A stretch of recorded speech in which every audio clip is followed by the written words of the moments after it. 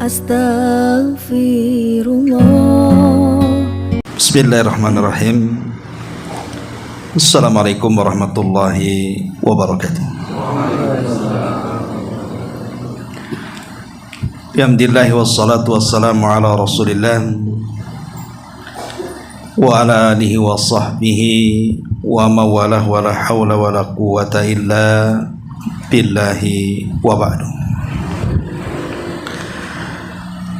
Alhamdulillah, di malam hari ini kembali kita bisa berkumpul di ruko ini.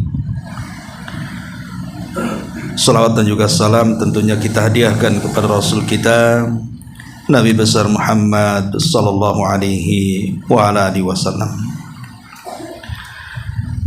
Masih melanjutkan kajian kita membahas Qasasul Quran. Dan malam ini kita akan membahas masih kisah-kisah dalam surah Al-Baqarah pada ayat ke-54 dan seterusnya. A'udzubillahi minasyaitonirrajim. Bismillahirrahmanirrahim. Wa idh qala Musa liqaumi innakum zalamtum anfusakum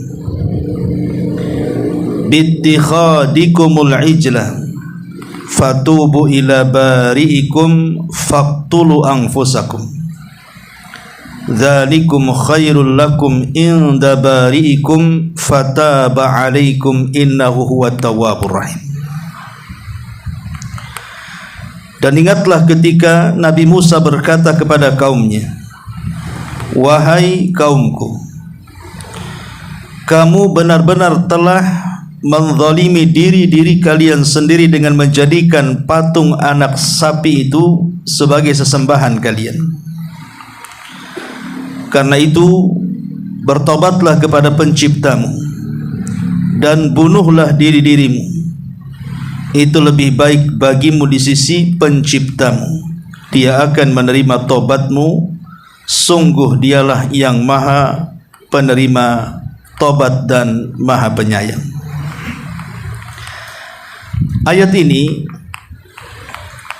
adalah penggalan kisah kecerobohan Bani Israel. Dan ayat ini menjelaskan tentang kisah patung anak sapi. Jadi kisahnya begini. Saat Nabi Musa alaihi salatu wassalam berhasil sedikit lagi untuk menguasai Baitul Maqdis, kemudian Nabi Musa alaihi salatu wassalam menjanjikan kemenangan dan bisa menguasai Baitul Maqdis dengan izin Allah subhanahu wa ta'ala. Tapi Bani Israel ini mereka kaum yang pengecut dan kaum yang penakut, sehingga saat Nabi Musa alaihi salatu wassalam memerintahkan untuk berperang melawan penguasa yang menguasai Baitul Maqdis kala itu, Bani Israel ketakutan. Yang lebih parahnya, mereka justru meminta kepada Nabi Musa alaihi salatu wassalam untuk berperang sendirian dan mengatakan, idhab anta wa rabbuka faqatila. Kalau engkau ingin perang, silahkan berangkat sendiri, ajak Tuhanmu perang berdua sana. Tentu kalimat ini kalimat konyol. Kalimat ini kalimat penentangan kepada nabinya. Maka sejak itulah mereka pun diazab oleh Allah subhanahu wa ta'ala, tidak bisa keluar dari padang pasir, tidak bisa dari tanah linglung bahasanya. Kemana-mana mereka pergi, tetap di situ saja berputar-putar. Lah saat kemudian Nabi Musa alaihi salatu wassalam menerima mandat untuk berjumpa dengan Allah subhanahu wa ta'ala dan berangkat sendirian, maka Nabi Musa alaihi salatu wassalam memikulkan kepemimpinan kepada abangnya Nabiullah Harun alaihi salam.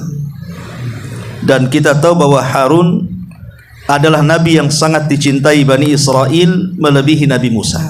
Wajar, karena Nabi Harun memang dilahirkan di tengah-tengah mereka, besar dan dewasa di tengah-tengah mereka, diangkat menjadi nabi juga di tengah-tengah mereka, dan tidak lepas dari mereka.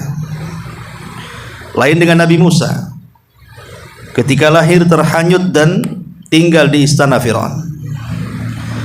Kemudian masa dewasa dia pun membunuh tanpa sengaja, akhirnya dia pun melarikan diri dari Mesir ke Madian. Setelah menikah dan punya anak, pulang lagi ke Mesir, baru kemudian berkumpul dengan Bani Israel. Sehingga dari sini kita tahu kedekatan Nabi Harun dan Nabi Musa berbeda. Karena Nabi Musa kan bukan hidup di tengah-tengah Bani Israel, sehingga wajar Bani Israel lebih sayang kepada Nabiullah Harun, terlebih akhlak dan kelembutannya.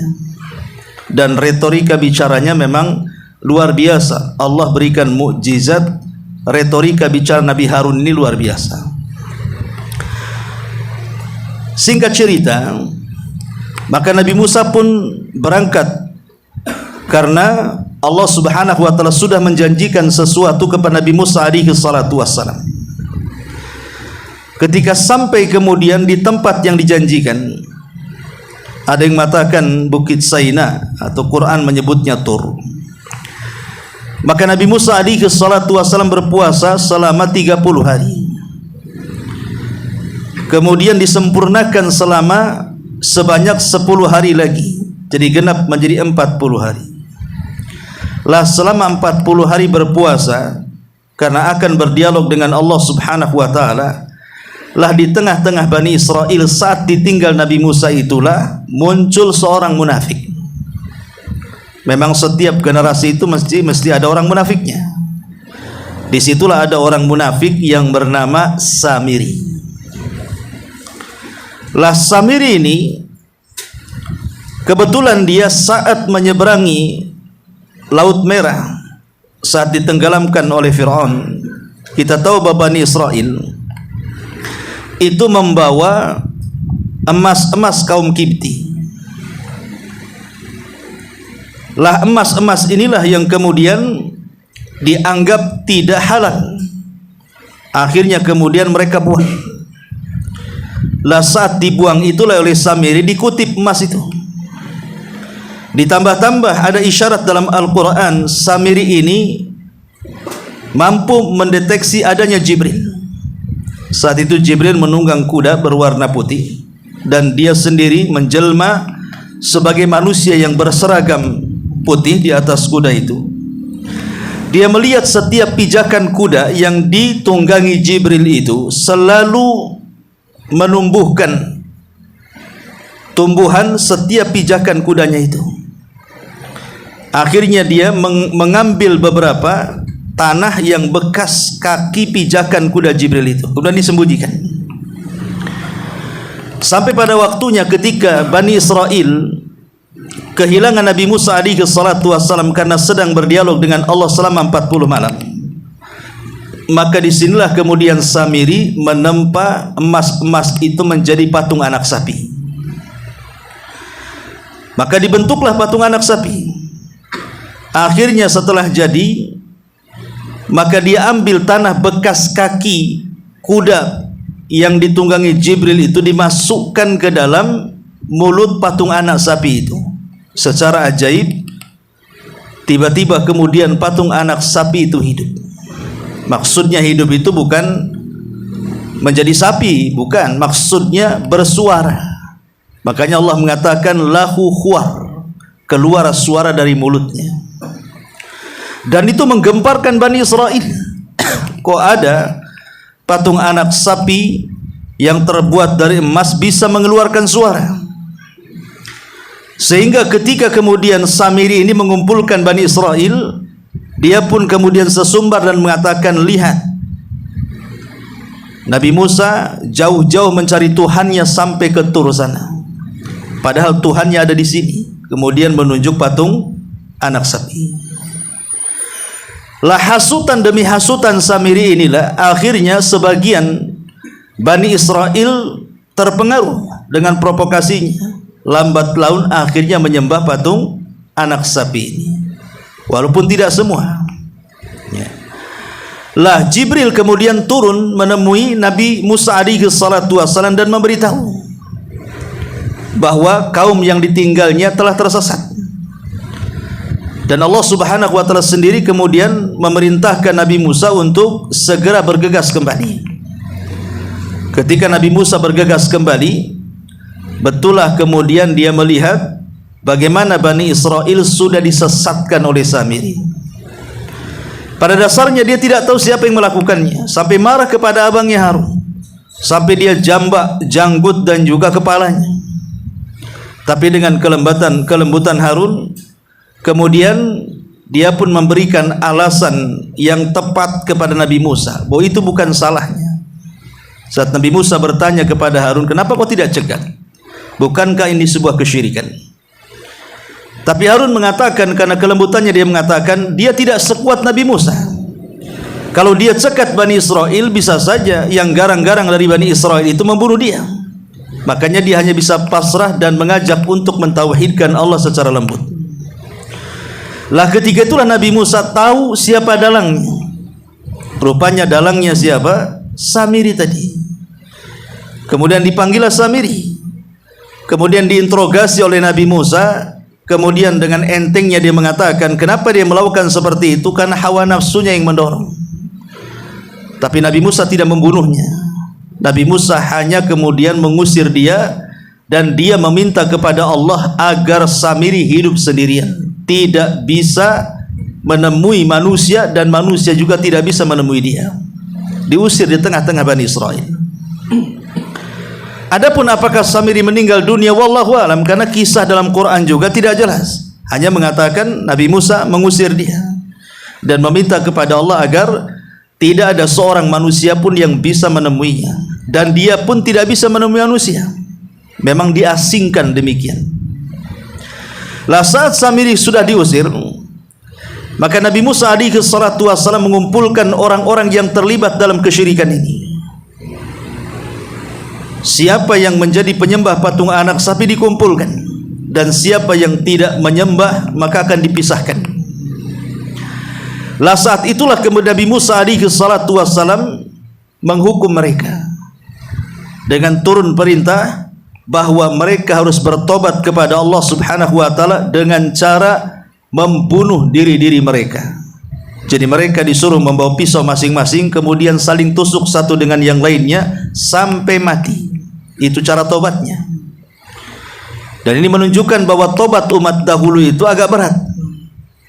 Kalau kita kan alhamdulillah tidak seberat umat dulu. Kalau ada orang yang jatuh kepada kesyirikan, percaya kepada tangkal jimat, datang ke dukun, meminta-minta di kuburan dan yang semacamnya, cukup dengan taubatan nasuha saja, asal jangan diulangi.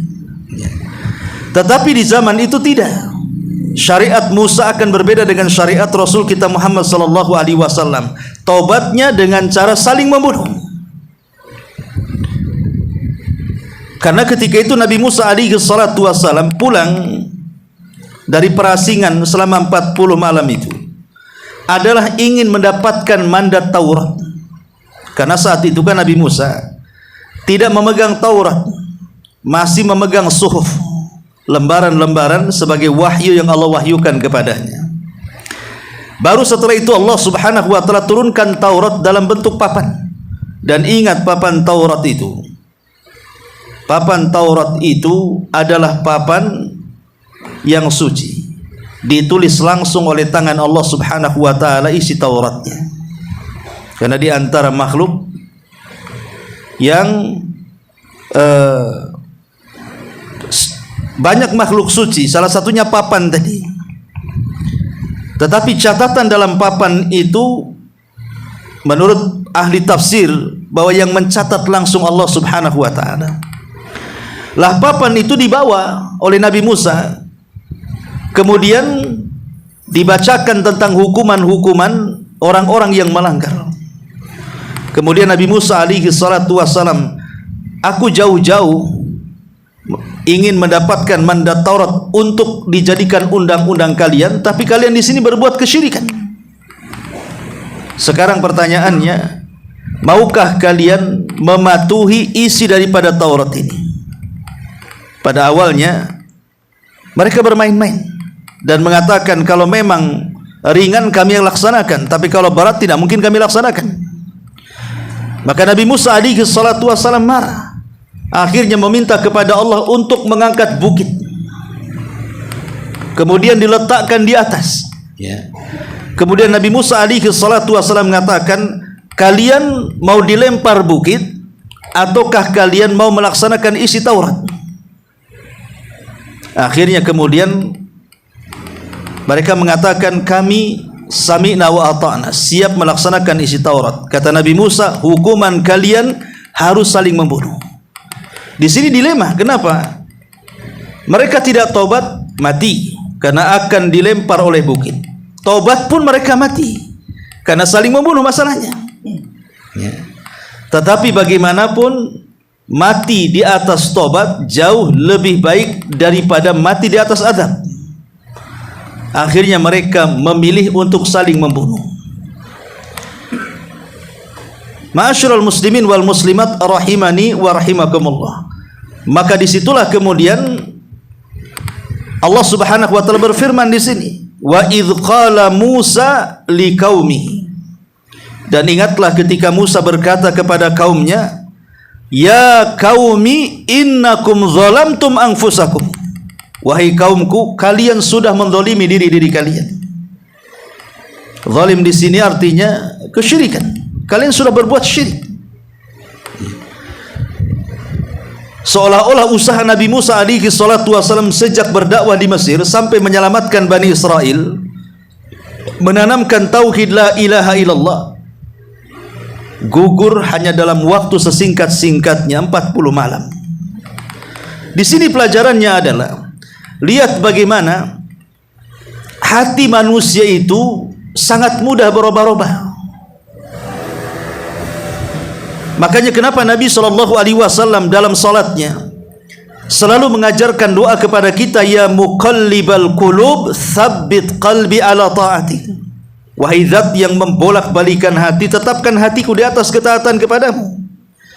Sampai kemudian salah satu istri Nabi SAW bertanya kepada Rasul, ya Rasul, kenapa engkau selalu berdoa dengan doa itu? Maka Rasul mengatakan, ingatlah hati kita itu ada di genggaman Allah. Allah bisa menyesatkan sesaat, Allah juga bisa memberikan hidayah kepada kita sesaat. Dan siapapun yang diberikan hidayah, tidak ada yang sanggup menyesatkannya. Dan siapapun yang disesatkannya tidak mungkin diberikan hidayah selamanya. Ma'asyiral muslimin wal muslimat rahimani wa rahimakumullah. Maka oleh karena itulah, maka menjaga akidah itu penting.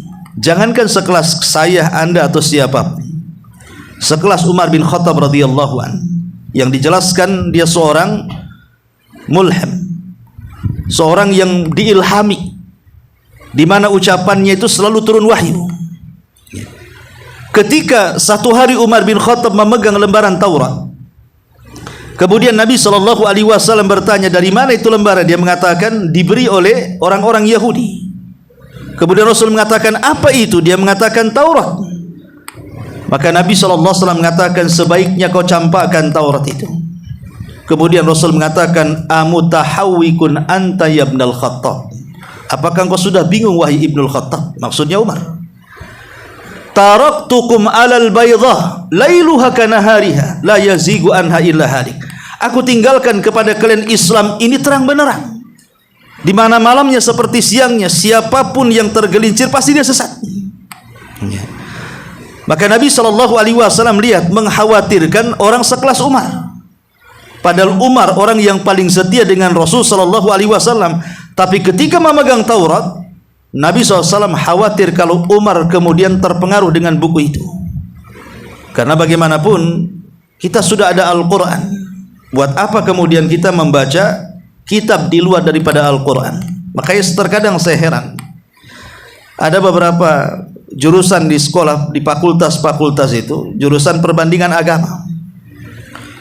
Terkadang mereka membaca kitab-kitab orang-orang di luar daripada Islam, padahal dia belum mumpuni terhadap Al-Quran, tapi mereka sudah berani ingin membuat perbandingan antar umat beragama dengan membaca kitab-kitab mereka. Akhirnya lahirlah pemahaman liberal.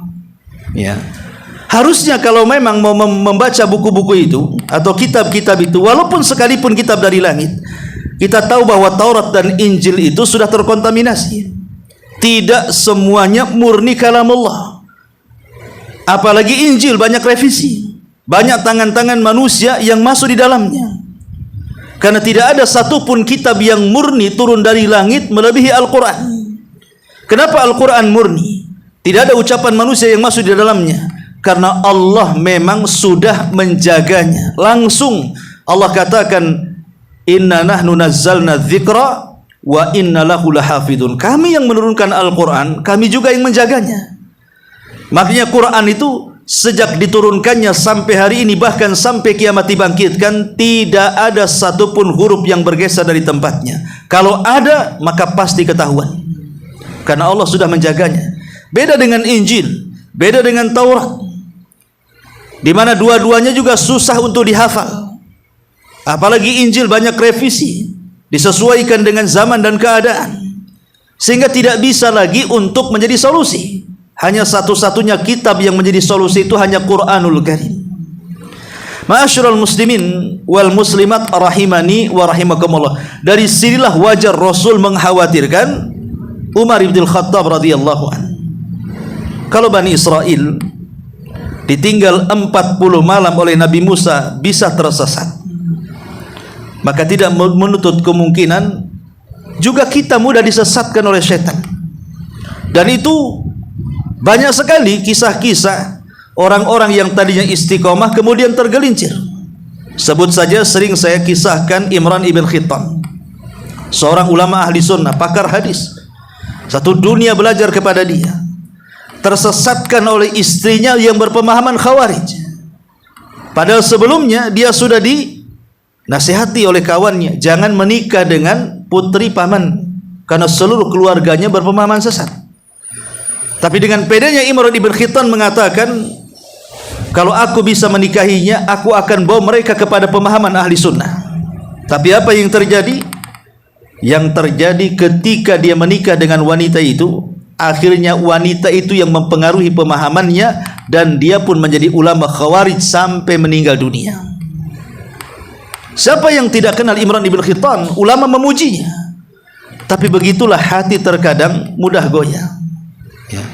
Atau juga sebaliknya, ada orang-orang yang tadinya tersesat, seperti contohnya ulama kontemporer seperti Khalil Harras umpamanya. Dia dulunya pemahamannya menyimpang. Dia ingin meneliti kitabnya Ibnu Taimiyah, karena pada awalnya dia sangat benci sekali. Mulailah dia teliti kitab itu satu persatu, rupanya tidak ada penyimpangan. Belakangan dia pun hapus pemahaman sesatnya dan mensyarah kitab-kitabnya Syekhul Islam Ibn Taimiyah. Ya. Jadi banyak sejarah-sejarah yang kita bisa ambil ibrah dan pelajaran bahwa hati kita ini mudah berbolak-balik.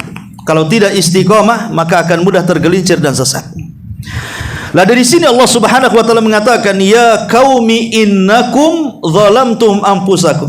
Kalian sudah mendolimi diri-diri kalian karena kalian sudah melakukan kesyirikan menyembah patung anak sapi Samiri. Maka Allah Subhanahu wa taala lanjutkan, bittikhadikumul ijla. Kalian sudah mengambil patung anak sapi sebagai sesembahan kalian. Fatubu ila bariikum. Bertobatlah kalian. Bertobatlah kepada Tuhan kalian dengan cara apa? Faqtulu anfusakum. Bunuh diri-diri kalian. Begitulah cara tobat mereka. Ma'asyiral muslimin wal muslimat rahimani wa rahimakumullah. Bicara soal bunuh membunuh, kita tahu bahwa ada beberapa perkara yang ingin sampaikan. Yang pertama, soal bunuh membunuh. Terkadang orang yang dibunuh dan orang yang membunuh dua-duanya masuk neraka. Yang kedua, terkadang orang yang membunuh dan yang dibunuh dua-duanya masuk surga. Yang ketiga, terkadang orang yang membunuh masuk neraka dan yang dibunuh masuk surga. dan yang terakhir kebalikannya. Terkadang orang yang membunuh masuk surga, yang dibunuh pula masuk neraka. Begitulah hukum pembunuhan. Pertama, orang yang membunuh dan yang dibunuh masuk surga. Seperti kisah sini. Kisah siapa? Bani Israel yang bertobat. Mereka harus saling membunuh satu dengan yang lainnya. Karena yang membunuh dan yang dibunuh juga dua-duanya mati, maka dua-duanya masuk surga. Kenapa? Karena mereka mati di atas tobat. Memang tobatnya seperti itu. Yang kedua, yang membunuh dan yang dibunuh dua-duanya masuk neraka. Itulah yang disabdakan Nabi SAW, al-qatil wal maqtulu finnar. Orang yang membunuh dan orang yang dibunuh dipastikan masuk neraka. Sahabat mengatakan, ya Rasulullah, kalau orang yang membunuh masuk neraka wajar, loh yang dibunuh kok bisa masuk neraka? Maka kata Rasul mengatakan, ya, karena kalau dia tidak dibunuh, dia pun sudah niat membunuh, apa saja dia yang mati. Pamannya antar preman, rebutan lahan, rebutan parkir, rebutan apa, perang, saling bunuh-bunuhan kan? Itu kan niatnya ingin membunuh lawannya, tapi apes dia pula yang dibunuh. Dua-duanya masuk neraka. Kemudian yang ketiga, orang yang membunuh masuk surga dan orang yang dibunuh masuk neraka, seperti orang yang berperang. Di mana kaum muslimin mereka berperang di jalan Allah Subhanahu wa taala melawan orang-orang kafir dalam pertempuran. Kemudian dia membunuh, maka yang dibunuh orang kafir dalam pertempuran masuk neraka. Dan kalau dia pun terbunuh dan mati syahid, maka dia masuk surga. Atau sebaliknya, orang-orang yang dibunuh dalam pertempuran, umpamanya dalam jihad, orang kafir membunuh kita, maka kita terbunuhnya mati syahid. Dan orang yang membunuhnya karena orang kafir, kalau dia tidak bertobat sampai mati di atas kekafirannya, maka dia masuk neraka. Itulah contoh yang mudah kalau bicara soal bunuh-membunuh. Tapi yang di sini adalah faqtulu anfusakum, bunuhlah diri kalian. Maka orang yang membunuh dan yang dibunuh karena dua-duanya mati, maka dua-duanya masuk surga karena mereka meninggal di atas taubat kepada Allah Subhanahu wa taala. Karena memang cara itu yang mereka syariatkan di zaman itu. Taubat kesyirikan itu bunuh-bunuhan. Makanya kemudian ayat selanjutnya Allah mengatakan, dzalikum khairul lakum, yang demikian itu lebih baik bagi kalian, inda rabbikum, di sisi Rabb kalian. Fataba alaikum, Allah pun menerima taubat mereka. Innahu huwat tawwabur rahim, karena dia zat yang maha penerima taubat, lagi maha rahim, lagi maha penyayang. Dari sini kita tahu bahwa sebesar apapun dosa, ini kan sudah paling tinggi dosa ini. Kesyirikan itu kan dosa yang level paling tinggi. Apalagi coba di atas kesyirikan, tidak ada. Tapi ketika mereka bertobat, maka Allah tetap membuka pintu tobat. Maka dosa sebesar apapun, sekalipun dosanya seberat bumi atau dosanya membumbung sampai ke awan, kalau mereka datang menghadap Allah Subhanahu wa taala bertobat dan tidak menyekutukan Allah Subhanahu wa taala kembali, maka mereka akan mendapatkan ampunan seberat dosa yang mereka bawa. Begitulah Allah Subhanahu wa taala At-Tawwab, zat yang maha penerima taubat, Ar-Rahim, dan maha penyayang. Ma'asyiral muslimin wal muslimat rahimani wa rahimakumullah. Ini kisah yang pertama. Kemudian kisah yang kedua pada ayat ke-55-nya. Allah Subhanahu wa taala mengatakan, wa idh qultum ya Musa lan nu'mina laka hatta narallaha jahratan fa akhadhatkumus sa'iqatu wa antum tanzurun thumma ba'atsnakum min ba'di mautikum la'allakum tashkurun. Dan ingatlah ketika kamu berkata, wahai Musa, kami tidak akan beriman kepadamu sebelum kami melihat Allah dengan jelas. Maka halilintar pun menyambar kamu, sedangkan kamu menyaksikan halilintar dan kalian mengalami kematian. Kemudian kami pun membangkitkan kamu setelah kamu mati, agar kamu bersyukur kepada Allah Subhanahu wa taala. Kisah ini juga masih kisah Bani Israel. Jadi ketika Bani Israel ini banyak yang murtad karena menyembah patung anak sapi. Serasa Nabi Musa gagal mendidik Bani Israel, sehingga akhirnya kemudian Nabi Musa alaihi salatu wassalam mengkhawatirkan orang-orang pilihannya kalau mereka terpengaruh dengan pemahaman Samiri. Makanya kemudian Nabi Musa alaihi salatu wassalam mengajak orang-orang pilihan untuk menemui Allah subhanahu wa ta'ala, menemui Rabbnya. Berangkatlah Nabi Musa bersama orang pilihan. Tapi Nabi Musa kemudian bergegas duluan, meninggalkan orang-orang pilihan di belakang. Sampai kemudian Allah subhanahu wa ta'ala juga bertanya, kenapa kau tinggalkan orang-orang itu di belakang? Kata Nabi Musa, mereka akan menyusul. Akhirnya kemudian mereka pun sampai di tempat Nabi Musa. Keinginan mereka itu hanya ingin mendengar. Mendengar apa? Kalamullah. Allah subhanahu wa ta'ala berdialog dengan Nabi Musa. Mereka ingin mendengar ya.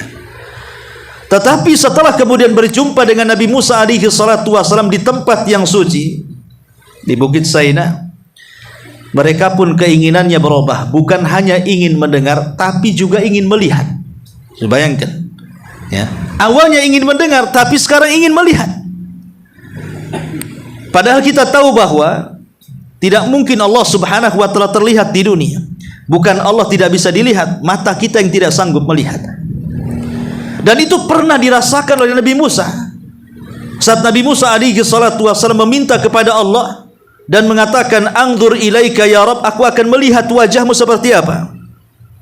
Allah mengatakan, "Lan tarani, engkau tidak bisa melihatku." Tetapi Allah tidak membantah dan mengatakan, kalau engkau ingin melihatku, lihat gunung yang berbatu itu, yang sangat kokoh itu. Saya akan menampakkan kepada gunung itu. Kalau seandainya gunung itu diam, tidak ada gerakan sama sekali, fasaufa tarani, engkau akan melihat aku, kata Allah.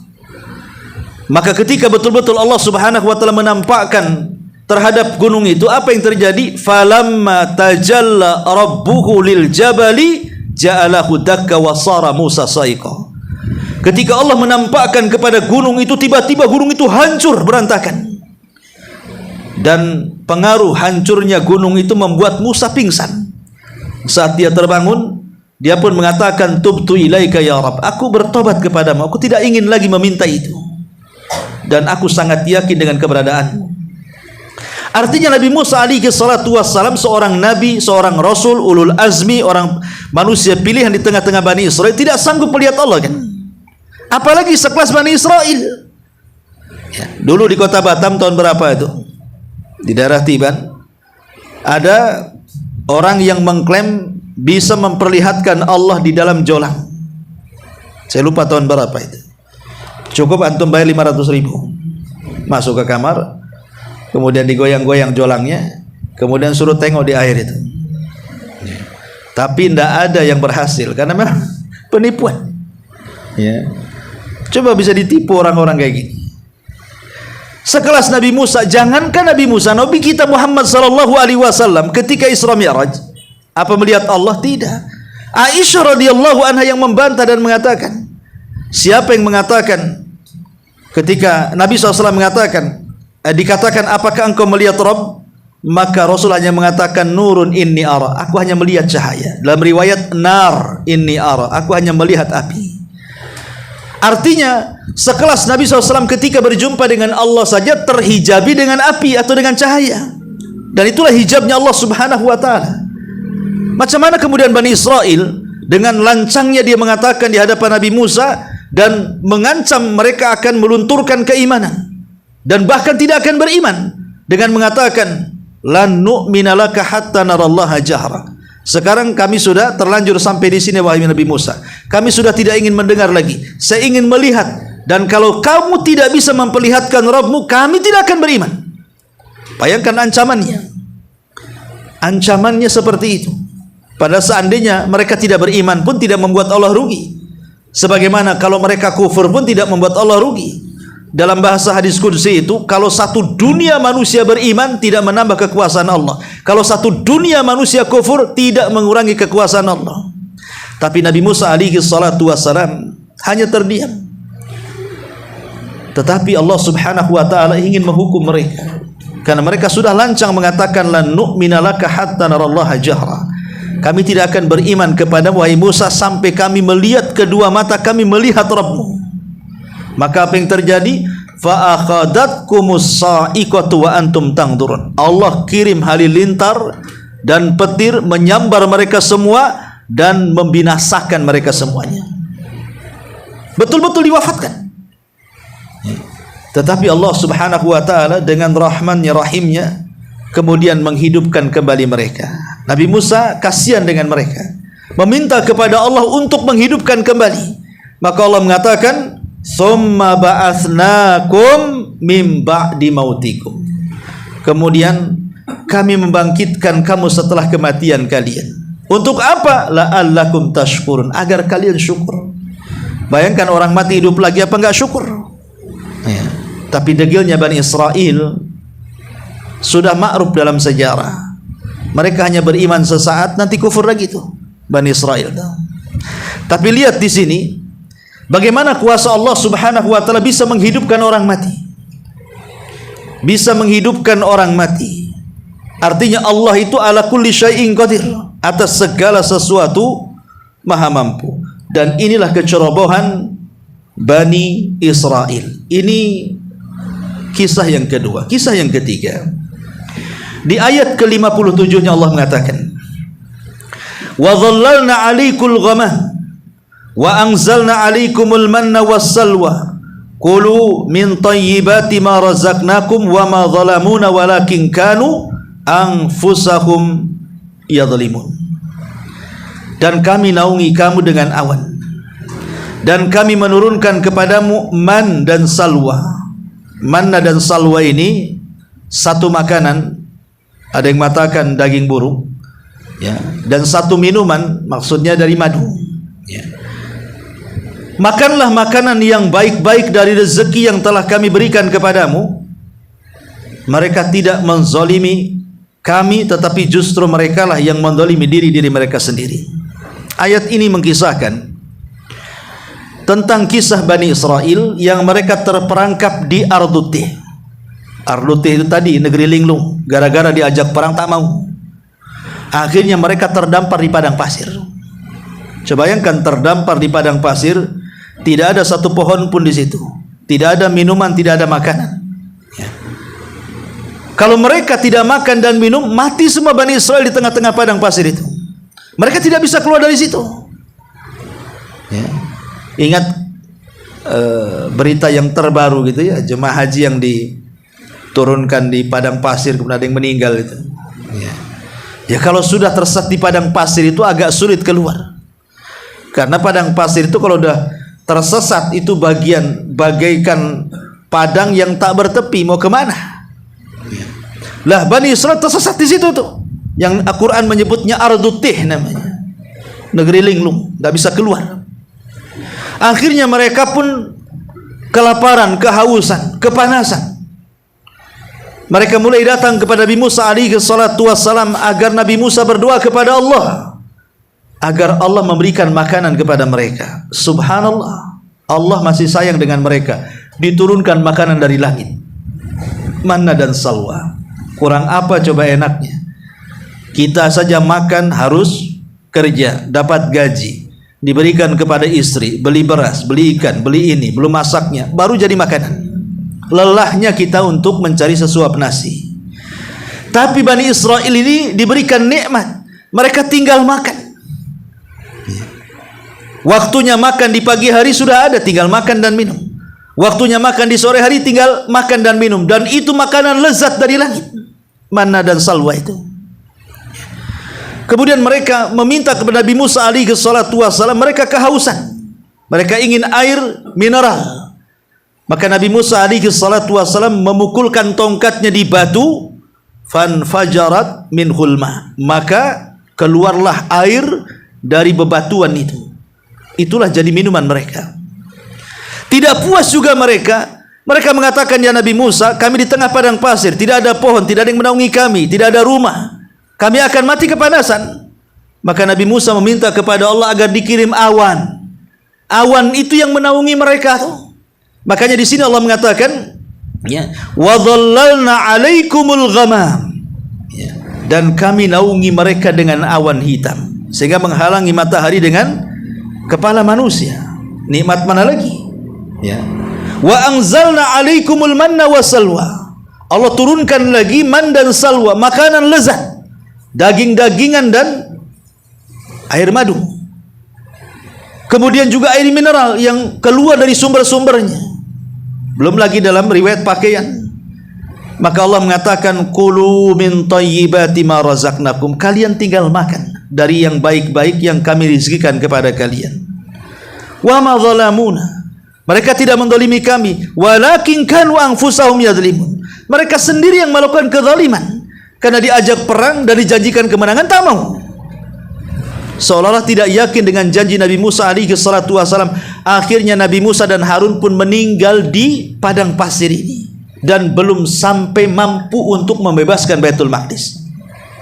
Bayangkan, Nabi Musa, Nabi Harun meninggal duluan, kemudian disusul Nabi Musa di tanah perjanjian, tidak bisa keluar dari situ. Baru setelah generasi pengecut ini mereka binasa semuanya, barulah kemudian muncul generasi kedua pemberani, kemudian dipimpin oleh Nabi selanjutnya yang dikenal dengan Yusha ibn Nun. Nabi Yusha ibn Nun, seorang anak muda yang saat Nabi Musa hidup diajak mencari Nabi Khidir. Bayangkan, diajak mencari Nabi Khidir. Memang Yusha ibn Nun ini tidak dijelaskan namanya dalam Quran, tapi syaratnya ada. Karena Allah mengatakan, wa idh qala Musa li fatah. Dalam kisah Nabi Musa dengan Khidir, Allah mengatakan, dan ingatlah ketika Musa berkata kepada Fatah pembantunya. Ulama tafsir mengatakan maksud pembantunya di sini adalah Yusha ibn Nun yang kelak akan meneruskan warisan para nabi. Dia pun jadi Nabi Yusha ibn Nun. Dialah yang kemudian menyerang bentengnya Kan'aniyun dan berhasil mengalahkan mereka sehingga Bani Israel masuk ke Baitul Maqdis dengan tenang. Dan ada kisah yang menarik bahwa saat peperangan itu kebetulan di hari Jumat dan matahari hampir tenggelam masuk di hari Sabtu. Orang Yahudi punya keyakinan hari Sabtu itu hari sakral, tidak boleh ada perang. Tapi kalau seandainya mereka menghentikan perang, ini kesempatan pertama menghancurkan mereka. Kapan lagi? Maka Nabi Yusha ibn Nun kemudian mengarahkan ke matahari yang hampir terbenam itu dan mengatakan, anti ma'muratun wa ana ma'mur. Engkau diperintah Allah, aku juga diperintah Allah. Maka diamlah sesaat sampai perang ini selesai. Akhirnya matahari diam, tidak mau terbenam-benam tuh, sampai betul-betul perang dimenangkan, baru dia terbenam masuk di hari Sabtu. Itulah mukjizat Nabi Yusha ibn Nun, mampu menghentikan matahari terbenam. Satu-satunya nabi yang diberikan mukjizat oleh Allah Subhanahu wa taala. Ini juga di antara tiga kisah di dalam surah Al-Baqarah. Ya. Dan yang terakhir di 61-nya.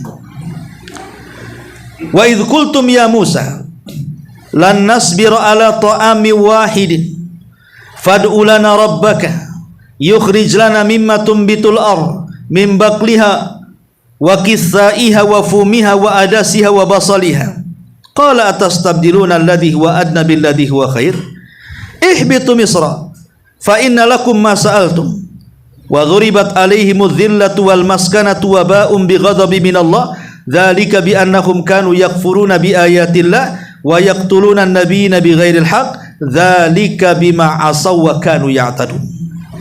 Dan ingatlah ketika kamu berkata, wahai Musa, kami tidak tahan hanya makan dengan satu macam makanan saja, maka mohonlah kepada Tuhanmu untuk kami agar dia memberikan kami apa yang ditumbuhkan bumi seperti sayur-sayuran, mentimun-mentimunan, bawang-bawang putih, kacang adas, bawang merah, dan yang semacamnya. Maka Musa pun menjawab, apakah kamu meminta sesuatu yang buruk sebagai ganti dari sesuatu yang baik? pergilah ke sebuah kota, pasti kamu akan memperoleh apa yang kalian minta. Kemudian mereka pun ditimpa kenistaan dan kemiskinan, dan mereka kembali mendapatkan kemurkaan dari Allah, dan hal itu terjadi karena mereka mengingkari ayat-ayat Allah dan membunuh para nabi tanpa hak alasan yang dibenarkan. Yang demikian itu karena mereka durhaka dan melampaui batas. Ya.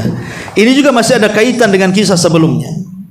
Jadi Bani Israel yang tersesat di padang pasir itu, mereka kan hanya makan setiap harinya daging burung, kemudian madu dan air mineral saja. Setiap hari seperti itu. Tapi mereka bosan.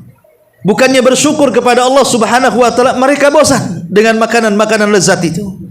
Justru mereka meminta makanan-makanan yang tidak lezat. Ini kan makanan dari langit, ikhwan. Tidak dibuat sendiri. Ya. Otomatis juga rasanya akan lebih lezat. Ya. Tapi Bani Israel begitu. Mereka mau ada menu yang baru. Mereka mau ingin seperti dulu. Kalau bisa ada kangkung, ada bayam, ada lalapan, gitu ya. Ada kacang, ada pokoknya yang kita ma'ruf ada di kebun-kebun itu. Makanya Nabi Musa mengatakan, bodoh kalian. Ini makanan dari langit, lezat. Kenapa kalian ingin makanan yang rendah seperti ini? Kalau hanya ini, kau datanglah ke daerah-daerah di kota-kota itu banyak yang seperti ini. Tapi yang seperti ini, mana dan salwa, tidak ada. Mau cari di mana? Seolah-olah Nabi Musa mengatakan seperti itu. Tapi Bani Israel tetap saja mereka meminta kepada Nabi Musa untuk dialihkan menunya. Karena itulah kemudian mereka pun diazab oleh Allah, turun taun kepada mereka. Ribuan orang meninggal. Ya, akibat kelancangan mereka kepada nabinya. Inilah di antara 4 kisah yang terdapat dalam surah Al-Baqarah dari ayat 54 sampai 61. Baik, sampai di sini kisah-kisah Quran. Sebelum saya tutup, kalau ada yang bertanya silahkan kita buka tanya jawab.